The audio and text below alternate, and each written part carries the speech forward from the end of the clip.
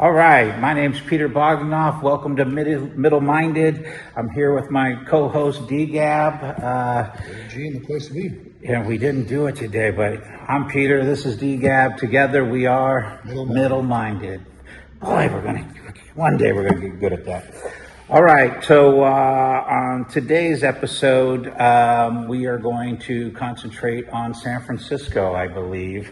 The rise, the fall, and the rebuild, as I would say it. Dave here is a restaurateur here in San Francisco, deep in the heart of Union Square, right outside Chinatown, right at the entrance. So you can't get more prime location for a restaurant in San Francisco. So I think he's going to be able to give you some good perspective from somebody who's been there 25 years now, something like that. Well, the restaurant's been there for a long time, longer than that.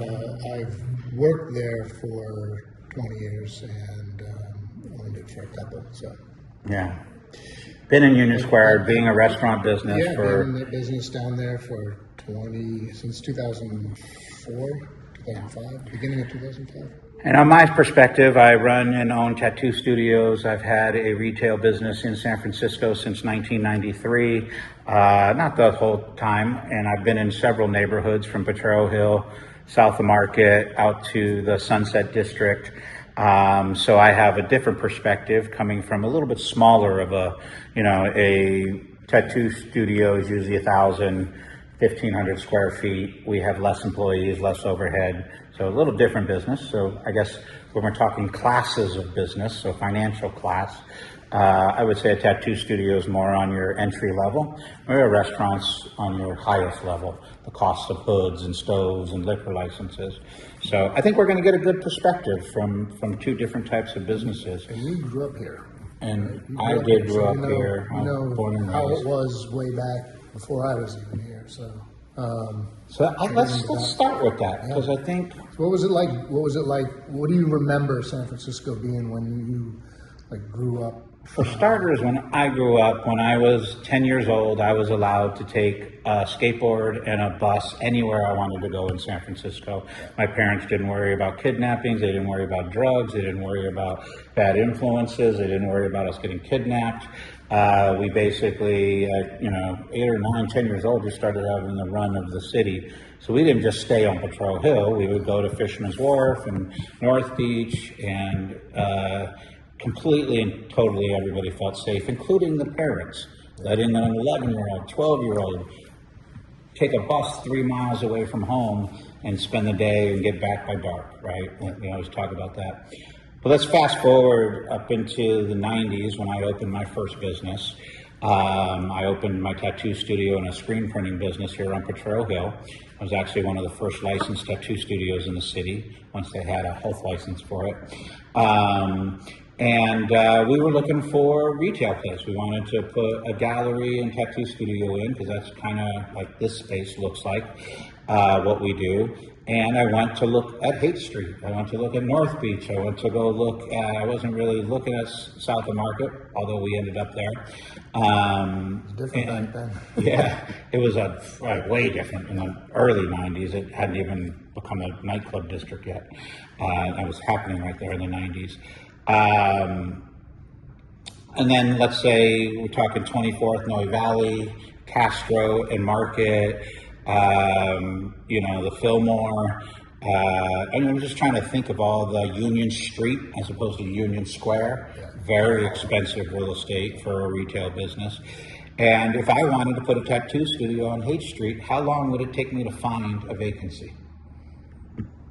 Good luck. The bottom line is you could go 5 years, a decade, and only maybe find one vacancy on Haight Street. And if it was the size you needed, that would cancel you out real quick. And then the prices in San Francisco are really high compared to the rest of the country, or the world for that matter. So I think what I'm trying to tell you is you couldn't get into Union Square or Union Street or Haight Street my entire life up until, I would say, past 2010, 12. And you still couldn't get into, So if you planned to be a business and you wanted location, you also had to plan to wait, and you better have had money when you did it, meaning you had to outbid 5 or 6 people to get that Haight Street tattoo studio put in. And I think that's really where I recognize the fall of San Francisco, where whether it was in 2016 when the divide in America started, I think you started to see the hemorrhaging by COVID and the shutdown of business. It decimated San Francisco, left San Francisco in a hole that it's still, I say recovering from, but no, it hasn't recovered yet.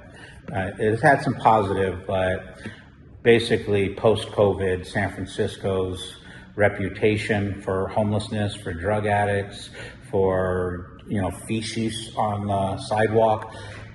We had looked at a place in Union Square. My wife was filming, and she's like, watch me step over a homeless person. Oh, almost stepped in this pile of crap. And there's another home. Okay, and here's the building that's such a deal that they're going to let you into Union Square. But it was after stepping over 3 homeless people and 2 piles of crap and a drug addict and a needle. And when was that? 2020. This was 2024 when we were moving back, looking for a place, and there was plenty of vacancies. Like there's vacancies till today. There's still vacancies everywhere. The difference was in 2023 they were still holding on to $7 a square foot, $8, $9 a square foot. So you're renting 1,000 square feet. To put this in terms, that's $9,000 a month to rent 1,000 square feet, and I can only fit 4 or 5 tattoo artists into that. Yeah. So how does a retail business even survive with San Francisco's real estate rents? I know your rent has been good, bad, and indifferent. You negotiated it well. Yeah, and I think you gotta, I go back to, I first came here for a little bit in 1995, and talk about South of Market. I lived between 8th and 9th, Howard and Folsom, little alley called Clementine Ave. And I remember... Did you move in and then complain about all the nightclubs? No, there weren't really much around there, actually, at that. There was some, people would move into South of Market and then complain about the nightclub's noise. I was like, what the hell did you moved into South of Market? Yeah. But I had people every day when I left the house. I was only there for about a month. I was renting a room from somebody. It was supposed to be a 2-week period, and it turned into a month because the other person didn't push back the move-in date. But anyway, I'd walk out the door. There'd be people smoking crack because we were offset from the street. There was a little stairway, and they'd sit under there and smoke crack, and shoot heroin and stuff. Every day I walked out, they were doing that. But now, obviously South Market's completely different. You didn't think to participate at least once? No, never. No crack, no heroin? Never. But so I think there's always been that element, and there's always been a homeless element to San Francisco. I want to figure out where. Was there a homeless thing in San Francisco? Because I remember we would go down to City Hall with our skateboard, and we would skate in the parks around City Hall and whatnot, and screw off all day long. And there would be a guy in the main plaza on Market Street that kind of looks towards City Hall a few blocks away, and I don't remember his name, but we had a name for him, and he was there all the time. So back in, this is 1986, 84, whatever, but the homeless was you knew him by name. You knew, that's the guy that yells at everybody. And that's the guy that he's all cool until you touch him or get near him, and then so there was so few homeless people that you actually knew them by character, and you would almost as a little teenager, skate kid, you almost it was something that you played with, and I don't mean in a pick on them way. Yeah. It's just, it was very interesting to see a grown person in this condition screaming and yelling at nothing, like they would talk to invisible people, right? Sure. So mental, I think it was a lot different. But I think you bring out an interesting point that during that time, right? It was Reagan who basically Shut down the medical hospitals, the mental institutes, so that put a lot of those people on the street. So prior to that, I can't tell you. I can tell you that I came here in 1988 with my mom and my stepfather and a good friend of mine. And again, to your point about just being, I was 14 years old. We would just go out and skate. We were staying in Union Square, and we'd just go out, and my friend and I would skate, and then we'd come back, you know. So yeah, much different. But I remember, I don't remember the homeless that much, but I do remember my mom specifically not liking San Francisco because she said there were too many homeless. And it's not that she didn't like homeless, she just felt bad for all these people just having to live on the street, and they obviously had some mental issues. And so there always has been that element, I feel. And I feel that even more so when I lived there in 95, I feel like it was more transients, young kids, you know. We had a guy, when I lived at that Clementina Ave house, we had a guy, his name was John. He used to sleep on the kitchen floor sometimes. And he was homeless. He was transient, but he was friends with the guys that he was renting a room from. In fact, one day I came out and I was shocked because there's a sleeping bag on the kitchen floor. And I was like, what's going on? I went to put the dishes in the sink and start doing the dishes. He's like, hey man, I got that. I was like, who are you? He's like, sometimes I do like housework to stay here at night. And, you know, he was a nice guy. I got to talk to him, but. So I feel like there has been that element. San Francisco, I mean, obviously the weather's nice. It's not hard to be homeless here. For a long time, for sure, I think that there was no, prosecution of anybody for being homeless. They wouldn't even, kick you out from being in front of a business or anything else like that. So I think it was pretty easy to be homeless, which may work to,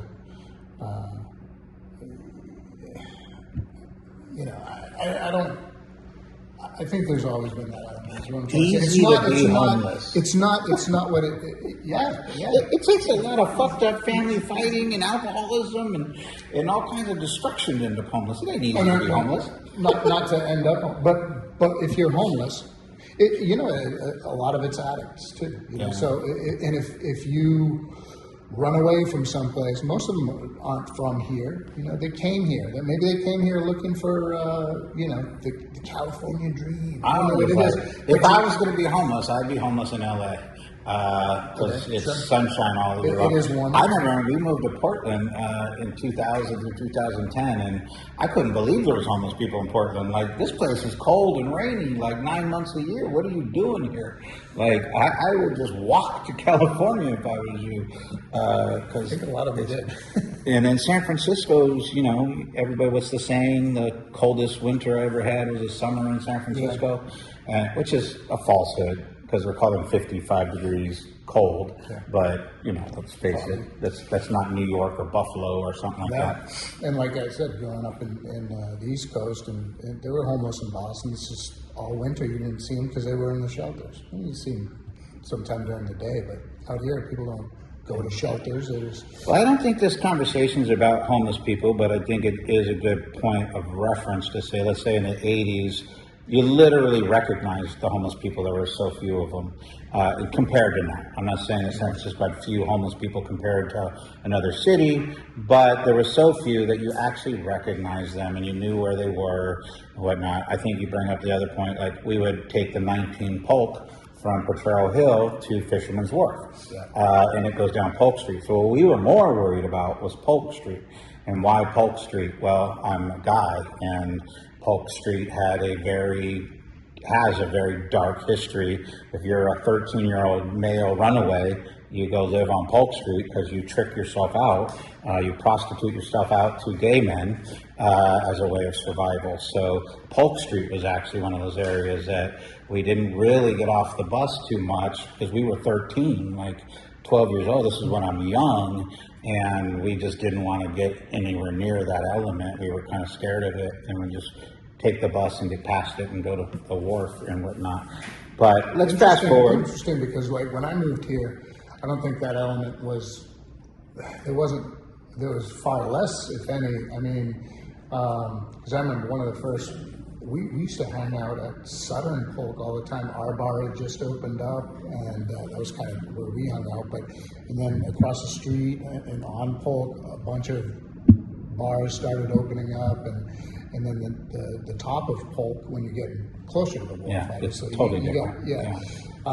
I'm more talking like Eddie, get down. TL, Yeah. Yeah, it's interesting how each area has changed so much, though. But you knew it, like you knew the areas in, like, let's say the 80s or 90s, and then now in, let's say right around COVID, like these areas expanded to be almost everywhere where the homeless was. So San Francisco always thrived. I mean, we're in the land of milk and honey, the San Francisco Bay Areas, the what's it called? Mediterranean climate here is so nice. Like, it can be cold at the sunset in the fog, but you go an hour into Stockton Valley and you're in 100-degree weather. And then you can go to Tahoe and be in the snow all in the same day. So because of its very nice climate, if you will, San Francisco, its city, has been in the, I'd say, top 10 in the world in my entire life. Like, San Francisco doesn't drop out of the top 10. And I'm talking, maybe New York, Morocco, London, Paris, like the major cities of the world. San Francisco's always been on that top of the list, especially for tourism. And well, that's one of the things that I think hurt so much during the pandemic. The tourism was down. It's still to a degree hurting now, as far as there are a lot less people from other countries traveling here. And I think that's one thing that I do like about the new mayor. He's brought back. Well, why do you think it happened? Well, COVID made it happen? I think COVID. Or do you think the way that Californians dealt with COVID made it happen? So I think COVID to start, nobody was traveling. I think all the way California dealt with the pandemic, how it closed for so long, and to the degree that also was a factor. I think now there's the factor of it's San Francisco is portrayed so badly in the media in other areas, whether it's other areas of the country or the world, that I don't think people see the real San Francisco. You see on TV, and you see like, it's a war zone. There's people, like you said, they're stepping over shit everywhere. There's needles everywhere. Where the truth of the matter is, in my restaurant, I have people coming in from conventions from all over the country, the world, and I ask them all, how are you enjoying San Francisco? Just because we have small talk, hospitality. Yeah. They're like, 9 out of 10 of the people who aren't from here are like, I am amazed at how great this city is, because I was thinking about not even coming here for the convention just because I was scared to come here from what I've seen on TV and the media. So I think the media has portrayed it as, such a bad place to go that. Well, it wasn't San Francisco or California media that presented it that way. No, why do you think that other people made an enemy out of San Francisco? I think California's response to the panic, as I'm going to call it, not pandemic, but the COVID panic, California completely and utterly went off the rails and decided to shut down businesses, shut down people's prosperity. I lost several $100,000 during COVID, so I lost my life savings because I was making a certain threshold pre-COVID, and then San Francisco decided that my $4,500 in retail rent to be out on Taravel Street, no doubt, I was going to have to pay that when COVID was over.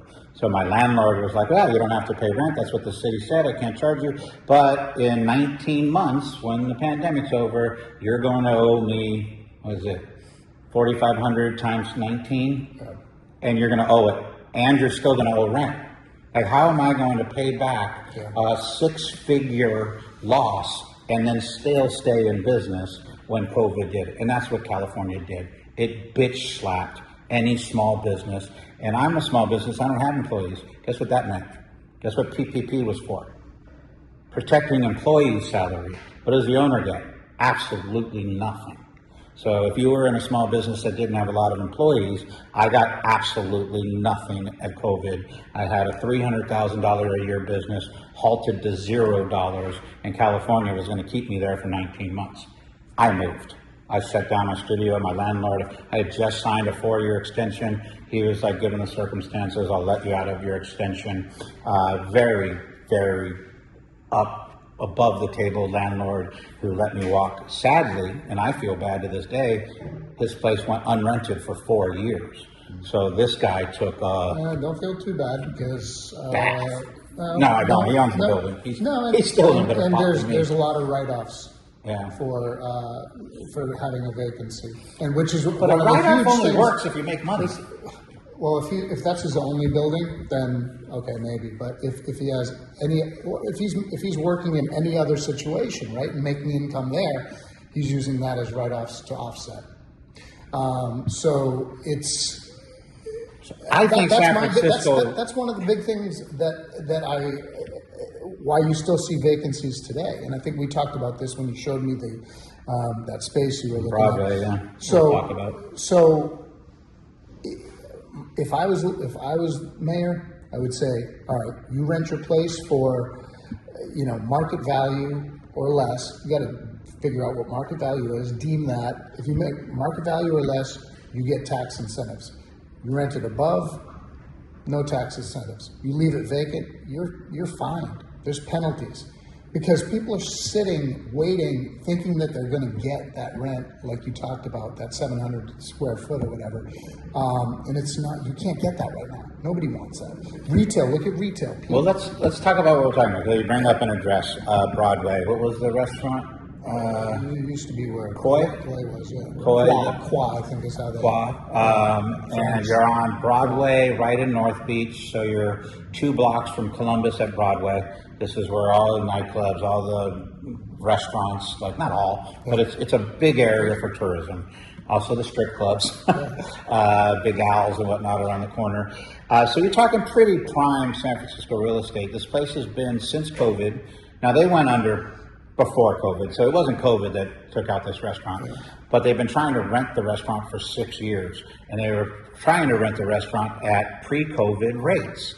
And for the last 4 years, this is what I'm kind of talking about, San Francisco is greedy. It's these landlords, and bless them for being landlords, but they're trying to hold on to a world that doesn't exist anymore, because after the government took small businesses and took restaurant owners, and I know several restaurant owners, one of my clients I restored a sign for, that was Louis, that was right next to the Cliff House, and 100 years in business. COVID, gone. Yeah. I don't care that you have a 100-year history. COVID was a reason to shatter your family's dreams and your family's legacy, and that history exists no more. Yeah. Done by the reaction to COVID, and took out a 100-year restaurant. And this is just one of many. So my company being taken out of, it's just one story. But when you took all the entrepreneurs in California and you did a panic response to COVID, none of us have any faith. Like, I can tell you this, when I negotiated my lease, it was in Florida, I had a COVID clause. I literally had a clause that if the government or the city or the mayor or anybody shuts down business for any reason whatsoever, whether it's weather, whether it's a pandemic, whether it's war, that I don't owe any rent and I will not pay rent. And when I came back here, I have the same clause in this lease, where I said, this is never happening to me again. You put it that I put in, and then both the landlords in this case were like, yeah, I think it's common now. Like everybody who I'm talking to leases is like saying, I will not be liable for the landlord's mortgage payment when I'm not allowed to be in business. Yeah. I utilized it. Hurricane came through St. Petersburg in, I think, 2023. Basically shut down the city for about 14 days. My landlord tried to charge me rent, and I was like, nope, it's in my lease. The mayor shut down the city. It was not my doing. I would have stayed open. The hurricane didn't even affect St. Pete. I could have stayed open, but because of the panic, it shuts down business for 2 weeks. And I use that clause to my advantage, and I have it in this lease here. And when we're talking about the Broadway place, this place is now renting for less than $2 a square foot. Their asking price for 4,000 square feet is $6,200. Yeah. Now, I'm sure they're trying to get a restaurant in there, and then 4 years from now, they're gonna jack the rent. But that's what I want to talk about is I see San Francisco finally eating crow, I guess you would call it, finally saying, you know, and I love the new mayor. You know, I don't love, but I like the new mayor. He's Democrat, and I don't vote that way right now. But he's like, look, no Republican made these laws in California. No Republican has been a mayor in San Francisco in decades. Like, every problem we have belongs to liberals making progressive decisions, and we made mistakes. And that was the opening line that I heard from him, taking accountability, not blaming a Republican, not blaming a president, but actually as a Democratic mayor saying, this was our progressive laws. Our homeless list solutions were full of shit. They didn't work. They destroyed San Francisco. They created poop patrols everywhere. And we thought we were the more liberal, morally high-standing, love everybody. But you can't do that. And this mayor, as a Democrat, took responsibility for that, and he's going out there saying, we're going to stay liberal, we're going to stay progressive, but we're going to learn our lessons. We're going to take accountability for the mistakes we made. Yeah, it's been 1956 was the last Republican voted in as a mayor. And no, I like what Daniel's doing. I mean, something needed to change, right? It was what they were doing isn't working. I think it's tough for him too, because like you said, you know, when you used to go down Union Square, you couldn't get in there. You couldn't get these places were leased for a long time. You know, nothing was coming in or out, and now there's tons of vacancies. But I think and nobody wants them.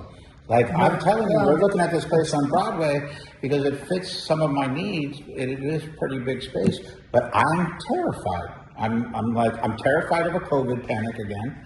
I'm terrified of landlords that want to charge ridiculous amounts of money, where it end up the business doesn't make money. The landlord makes all the money. The business is just like, I got a lifestyle, but I'm able to sustain, but they're not able to prosper because the rents here are so high.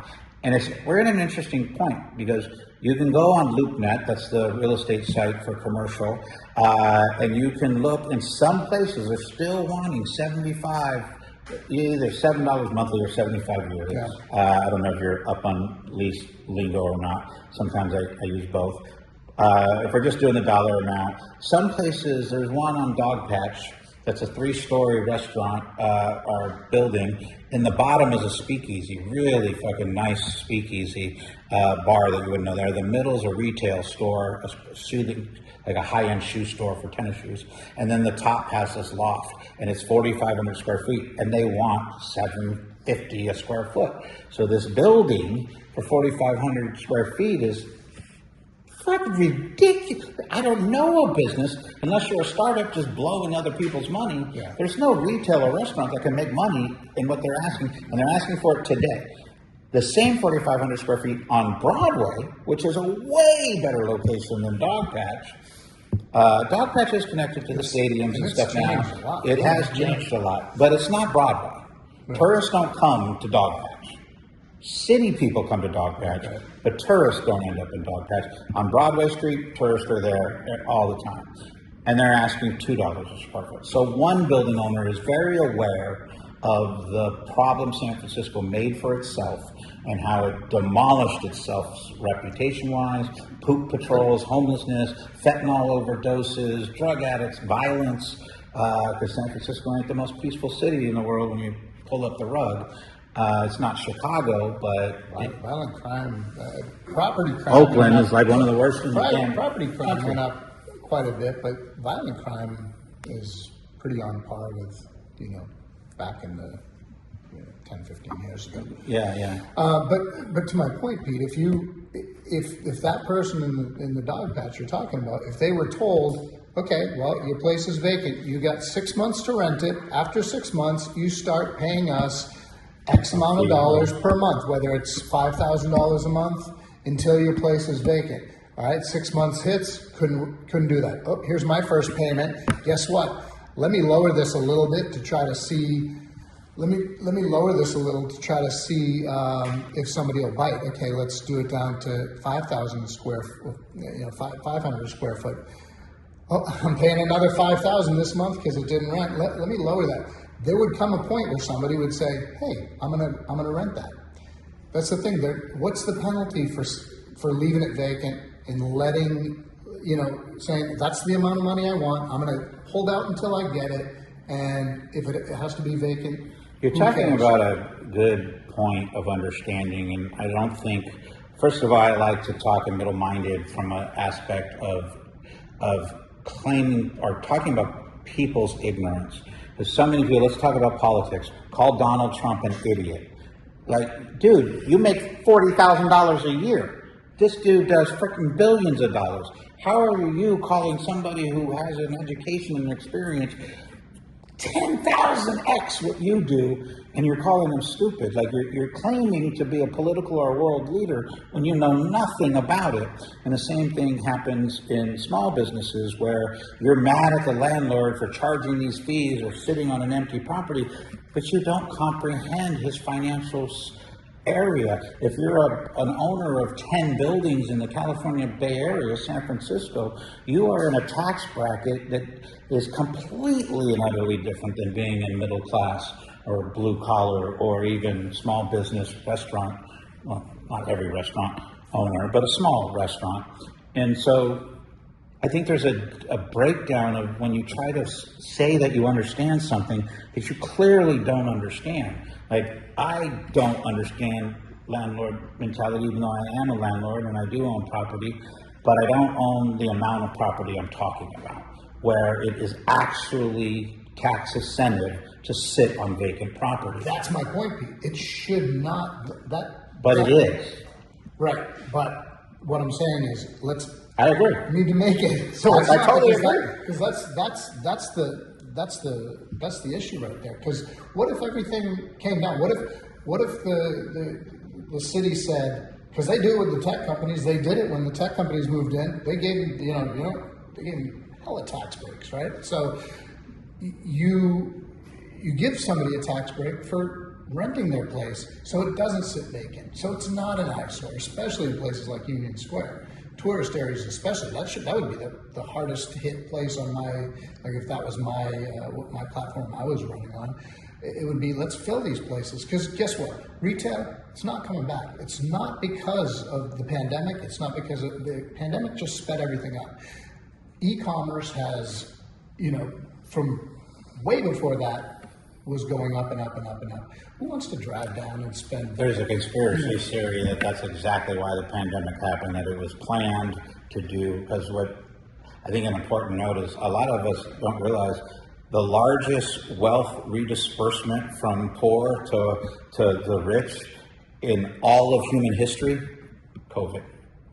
Just think of Amazon. It went from being a source to being the only source of retail for 2 years during the pandemic. You know how much money that man made because of that? Absolutely. So is it any wonder that somebody has a conspiracy theory that they did this on purpose?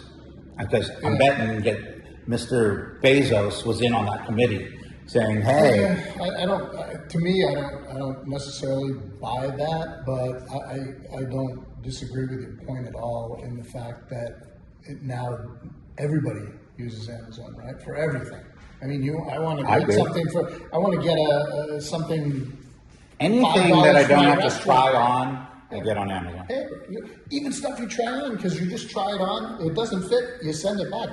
Look at this, you used to go down to Union Square, go to Macy's, whatever, pay for parking, go in, try something on, find it, buy it. But isn't that sad though? Like now we don't go on vacation and go shopping per se, right? Because you're getting everything on Amazon, and now you get it before you go shopping. Yeah, so now like shopping isn't a entertainment experience anymore. It's more like necessity. And I got a feeling that Union Square is never going to heal.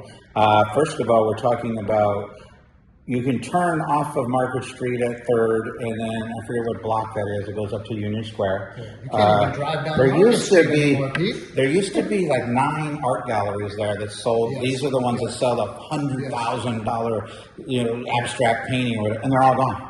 Every single one of them is gone because you can't sell art retail anymore. And who's going to replace those galleries? There are some.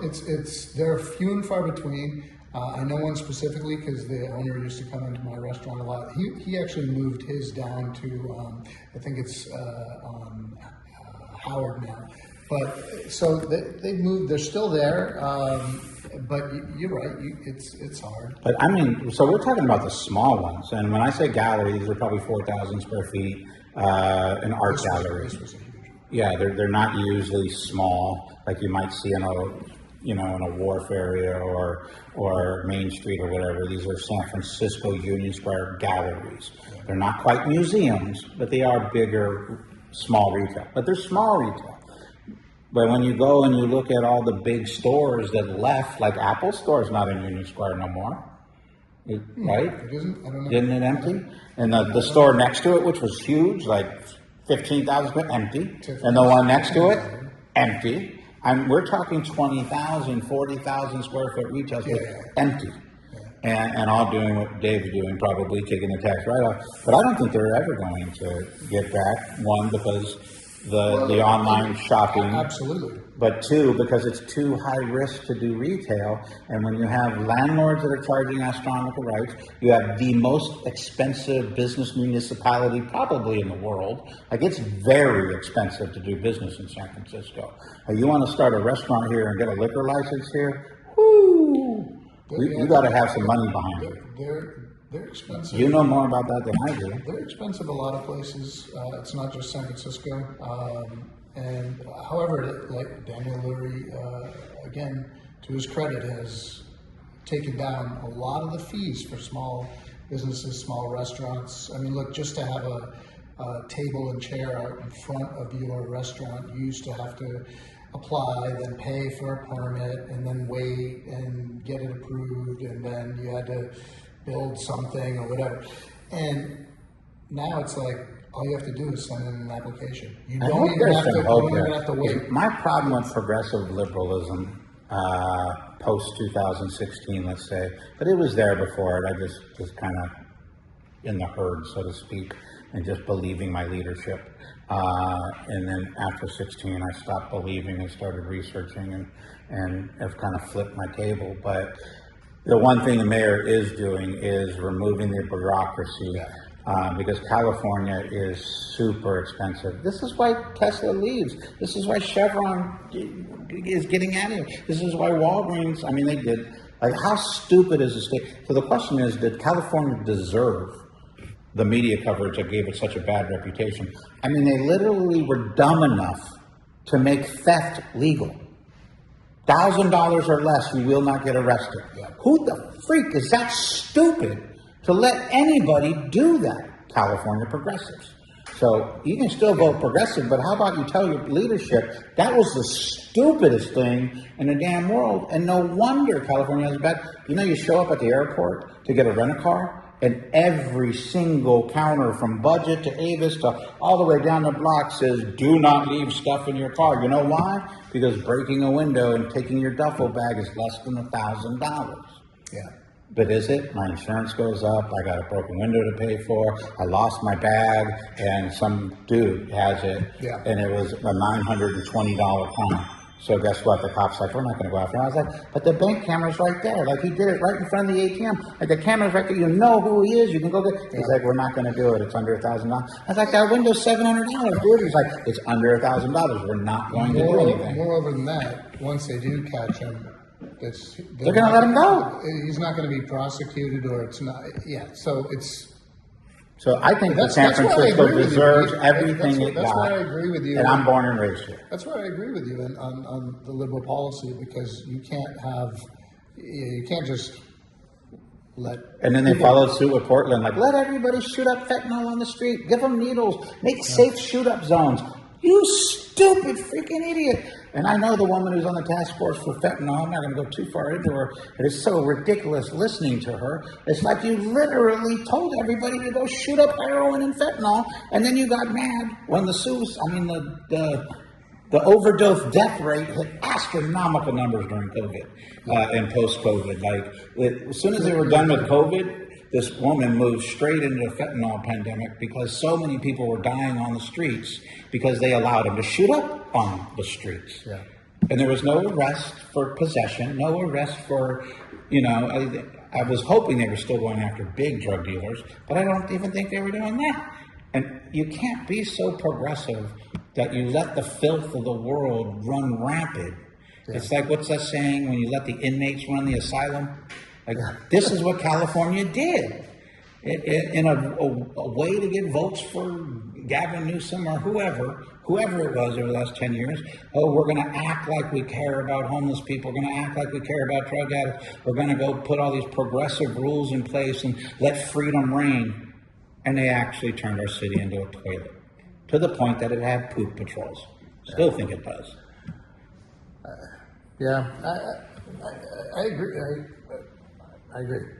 Middle-minded. I do, and which is where, I am left of center for sure, but there's a point where it gets too, So is it healing? I think it is. I think the mayor's cracking down also on definitely fentanyl dealers, and he's come out with statements against that. If you come to our city to do drugs, to sell drugs, you're going to jail. And that's the stance you have to take. You can't just say, oh yeah, everybody come to our city and do drugs and do this. And San Francisco's always been even before marijuana was legal, it was way decriminalized. You could walk down the street smoking a joint. This is Northern California. I was selling weed for my dad when I was 16 years old. I smoked at 11. We were in the Emerald Triangle, or the beginning of it, anyways. California weed was always very liberal. So yeah, but and then I think that people, tried to mimic what they saw and say maybe, I don't know if it was the Netherlands or wherever they're doing these these safe houses to shoot up. You gotta. On the surface, it sounds really good, and maybe if done right, it could I don't know. work. It sounds good about that. Well, we're intelligent. We're the most intelligent species on the planet, and we are smart enough to know that if you fuck with heroin or methamphetamine or fentanyl, you are going to be one fucked up individual who's going to steal your grandmother's wedding ring. You're going to rob your fucking uncle. You're going to be a piece of shit, and all you're going to do in your life is create a bunch of fucking problems. But for some reason, liberal California wants to act like you can let people become heroin addicts and there's no consequences. There is consequences. Right. We're intelligent beings. We know how to set boundaries. Even if you go back to the marijuana thing, I was selling enough weed to have an eighth of weed for free. I wasn't selling 20 pounds. Yeah. This would be a criminal enterprise. San Francisco was like, oh, you can, buy acid on Haight Street or get some mushrooms or some marijuana. That's one thing. The fentanyl, the heroin, the methamphetamine, all these drugs do is create very bad people. True. Period. And to not put boundaries on that, I can say, I could agree that let's not arrest people for having a oxycodone on them or a heroin or even whatever drug you want to put in that category. So don't arrest the person for possession or for being high. But the person selling it, you're selling addiction. Yeah. And you're not doing it under regulations or whatever. Not that those work. Look at tobacco. Look at Oxycontin. Those are regulated, and look what they did to humanity with those. So we know as intelligent beings that we can give all the freedom. You have a right to do drugs, but those consequences from that right to do drugs can't be ignored. And places like California, Seattle, Portland, New York are acting like you can ignore that this behavior comes with severe consequences. homelessness is a severe consequence of methamphetamine abuse. Yeah. Because nobody, not even your mom, wants you at home anymore. Get out of my house, I know you're going to steal something. You're not going to have a job, for sure. Yeah, exactly. So at some point, society needs the conservatism. And I wish that's where, like, middle-minded we talk about it. It's like, I wish there wasn't so much just like, oh, you said something right-facing, so screw you, I'm not even going to listen to you. It's like, I need to listen to the progressive, because I think humans should have the right to have the sex they want to have, should have the right to do the drugs they want to do. But you shouldn't have the right to run a criminal enterprise. Yeah. You shouldn't have freedom from, oh, you sold drugs and he OD'd because you had bad drugs. Well, you shouldn't have a right to do that. Yeah. And so there, you can have a liberal thought, but why don't you borrow some conservative boundaries? And this is why This is why I want middle-minded to be important, is because you can have both. But what they've done is polarized us in two different directions, and we can't even come to common sense lawmaking anymore. You can't even, like, most people, if someone's on the right or the left, can't even have this conversation that we're having. We wouldn't even be sitting down. And you need balance with everything. It's like you can't. If you don't have balance, you're going to be a one-party system. I think a two-party system is bad enough. I wish it was 3, 4, 5, 6-party system. But it's look at back in the day. I don't think it matters how many parties there are, as long as they allow hostile propaganda of complete untruths. Like, for example, calling Donald Trump Hitler and his political party Third Reich and the voters Third Reich. That shouldn't have been allowed. There was no 11 million Jews going to gas chambers. So comparing somebody to somebody like that in a political spectrum, when they're on the city hall steps talking about, I want you to elect me, I'm Democrat, so I'm going to do such a vile lie that I'm going to call somebody this, because that's what created the divide. And it's funny, because before Obama, I think it was 2012, propaganda was illegal. They couldn't do that. And it was Obama that overturned that propaganda law, which allowed politicians to do what Donald Trump and the Clintons and Bidens and Kamala Harris have all been doing to each other, or they just don't have to be polite anymore. They don't even have to tell the truth anymore. You can call Biden whatever you want to call him, pedophile or whatnot. He hasn't been. I think he is. It's creepy, all the videos, but he literally has not been arrested for it. So why is a politician allowed? Neither is Trump, though. Yeah. Neither is Trump. Exactly. So why is either side allowed to do this? Well, it's because Obama turned over propaganda, and I believe it was either 2008 or 2012, which then freed up politicians to say whatever they wanted, true or not. I didn't know that. Remember, subliminal advertising used to be illegal, or we thought it was back in the 70s, 80s, and they overturned that, and now you're allowed to manipulate. Facebook's algorithm is a rage cycle algorithm. It's purposely designed to piss you off, to neutralize you, and to sell you something, and it puts you through that cycle over. It's so immoral, it's not even funny, but because the laws have changed, they're allowed to do it, because you volunteered. You signed up for Book My Face. So you get to get doom scrolled and rage cycled. Your psychology is completely breaking down, and we see it all over society, but they're allowed to do it. Why? Probably because liberals say, hey, every human being is allowed to do whatever they want. But why are we allowing these platform owners to get away with what I think is... There was just a ruling, I don't know if it was yesterday or the day before, where Meta got sued and Meta lost. They'll obviously appeal it, and there's another lawsuit going on somewhere else. I think it's Arizona, that they also are either losing or just lost. And obviously they'll appeal. But the woman was, I don't know much about it. I just heard a little bit, but the woman was saying that she got addicted to, and she's suing them for getting addiction. For addiction. Because they did it on purpose. Yeah, and so, Meta lost. In my opinion, what Mark Zuckerberg and Meta has done to humanity, if we really study the consequences of what they've done to us, you're talking probably, and I'll go there, someone comparatively to Hitler. He didn't put people in gas chambers, but he took 5 billion people on this planet and said that advertisers selling product is more important than human safe psychology and keeping people in a reasonable place of mind. They purposely stuck algorithms on us that enrage us. And to your point, Pete, like not everybody, Times 5 billion people. Not everybody on the left was calling Donald Trump Hitler. But if you look in your feed, especially if you're on the right, that's all you're going to see is people on the left calling them Hitler, right? And so that's what you see. And if you're on the left, all you're going to see is people on the right doing whatever it is that pisses you off, you know.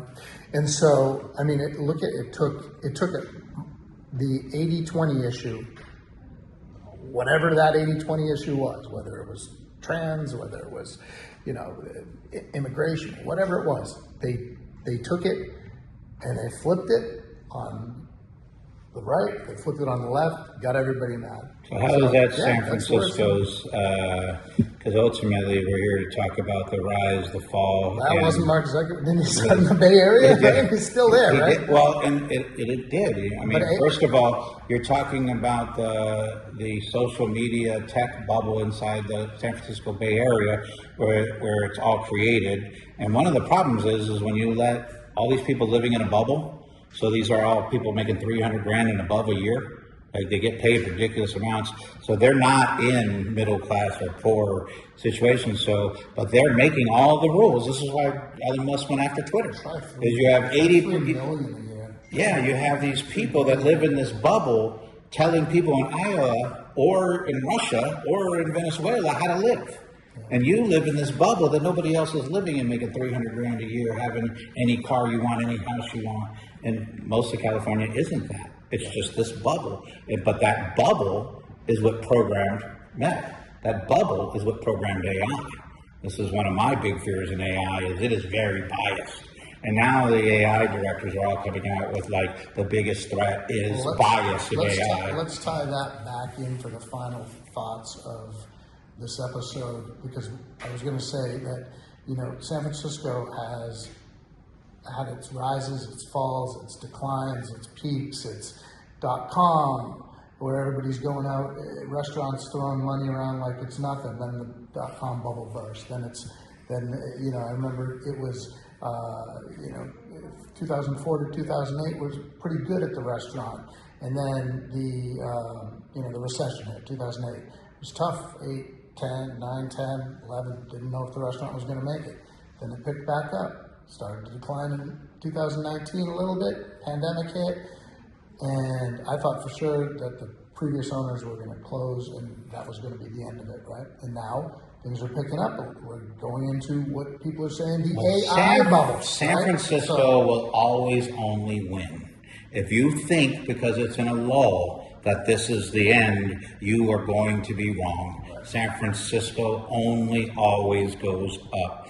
The question is, I think we're talking about San Francisco, is the morality of how it goes up. When we're talking about real estate prices, there's an immorality on how California's real estate prices have worked. And they have literally closed down Main Street. Nobody can afford to open a retail business in San Francisco. The high risk to open a restaurant with a large menu and alcohol is so astronomically risky and high that I think people, all the entrepreneurs are terrified. They're like me. They're like, there's no way. It's too risky. The only people that make the money are the city and the landlord, yet I'm the one putting in all the work and the investment. And so we're still seeing these vacancy rates that, now I see it as an opportunity. If anybody does listen to this and you want to invest in good people, I'd love to open a social club. And right now is a great time to take advantage of San Francisco's place because, like I said, this place on Broadway, 4,000 square feet, renting at $6,000 a month. That's so unheard of. Like, it's so affordable. That's only one. But if you look at the whole stack of real estate, you will find the landlords and the business owners and the real estate agents that have had enough. And they tell their landlords, like, look, lower your damn price. Otherwise, you're going to sit on this vacancy for another So you're seeing recovery, and you're seeing people like the mayor coming in with common sense rather than nonsense and making decisions. And I think you're starting to see the landowners, the building owners, that are starting to do the same thing. That is much better for our healing to get these places filled so that we can get our economy back up than it is to hold out on tax incentives and write-offs and keep these places empty. I think if I would, the only reason so I bought the restaurant that I worked at for years. If it wasn't an established restaurant, there's no way I would own a restaurant right now in San Francisco. I wouldn't start one. I wouldn't start to. I look at places around, like, I think, yeah, it would be great to have a little, Your neighborhood has a lot of wine and tapas, just more focused on wine and small plates. And then I'm like, but I wouldn't dare open up something that wasn't established, because it's just so hard. There's so many other restaurants. There's so many other good restaurants.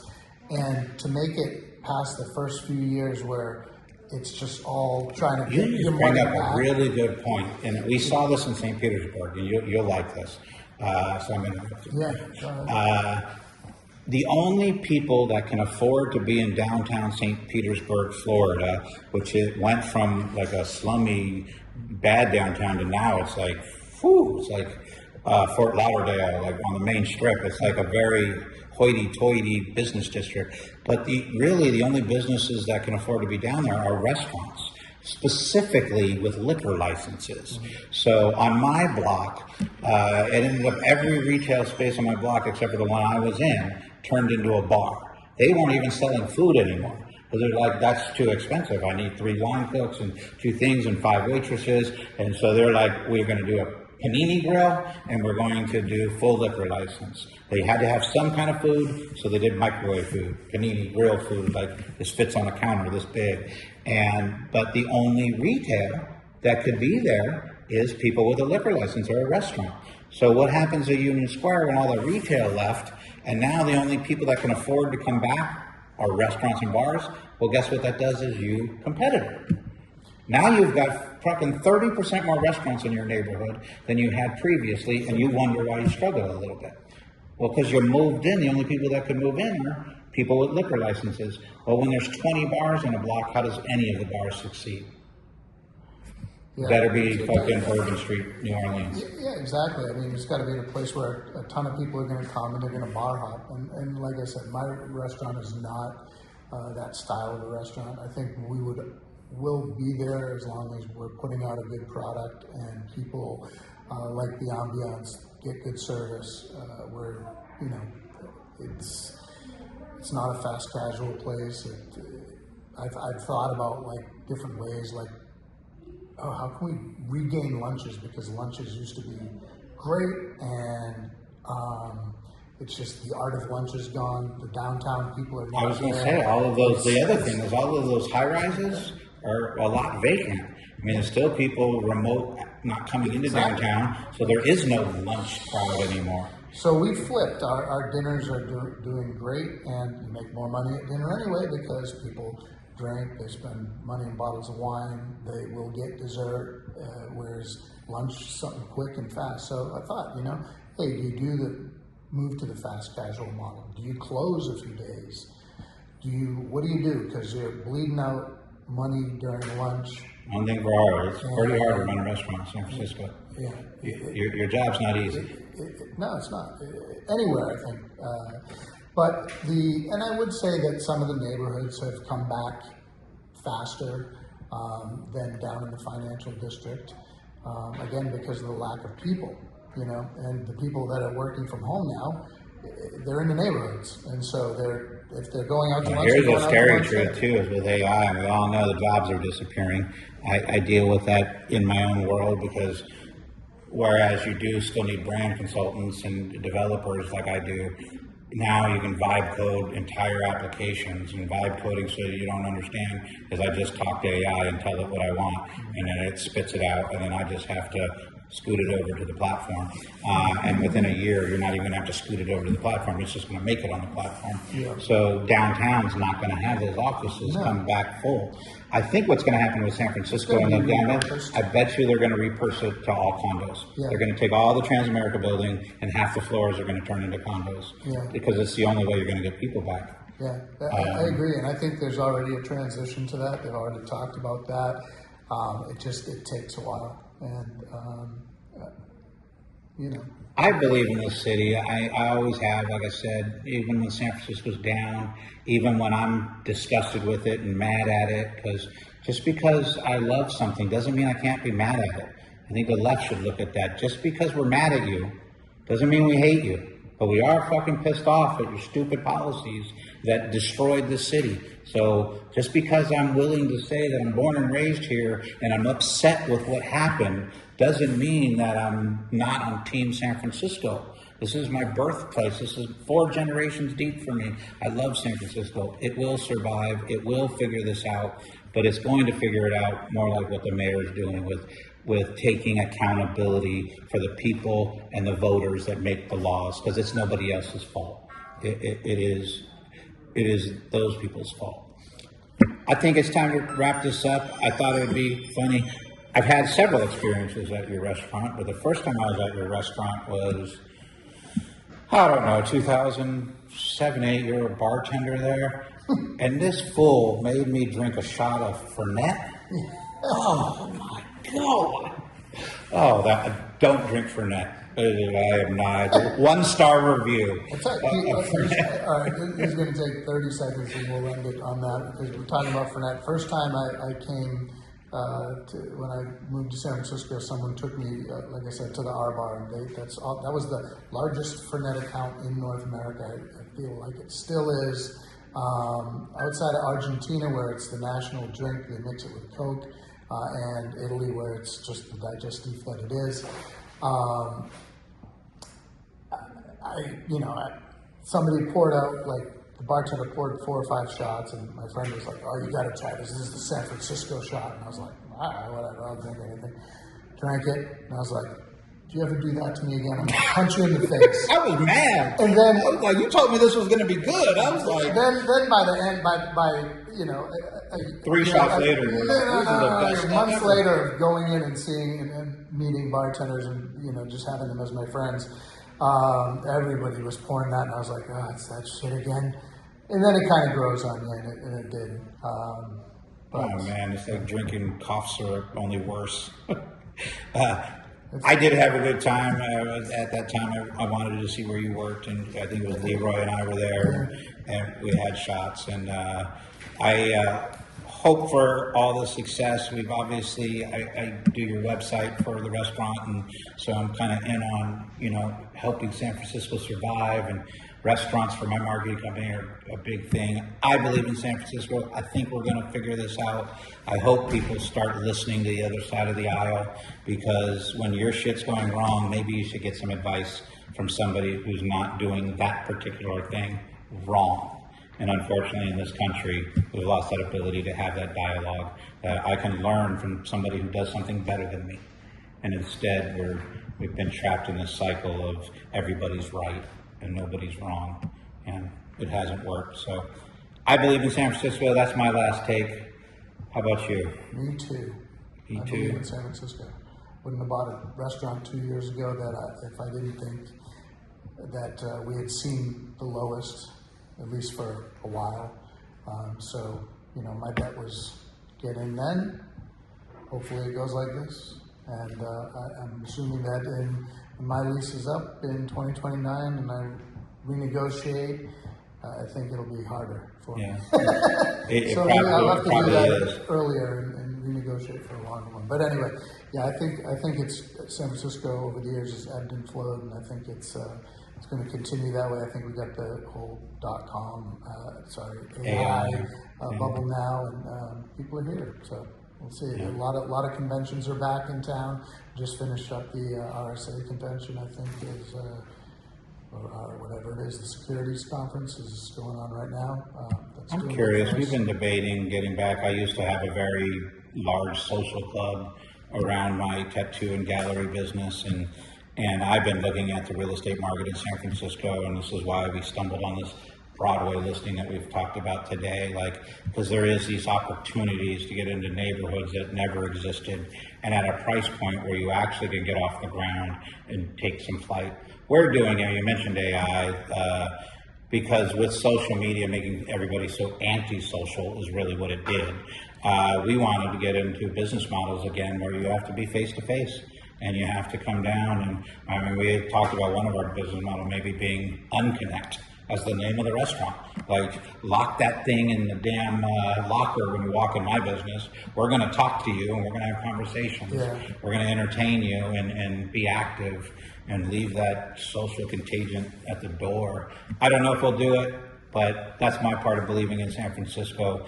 I'd like to get back to my business model that was more social, more connected, more community driven, and there's no better place on the planet to do that than San Francisco. We are the pedestal of diversity, inclusion, and I mean that in the good ways. I don't mean it in the DEI ways. I'm against that. But the city's always been about love, and I think love will endure with the right rules. Cool. Yes. All right, D-Gab. Nice. Another episode. See you next time, y'all. Enjoy.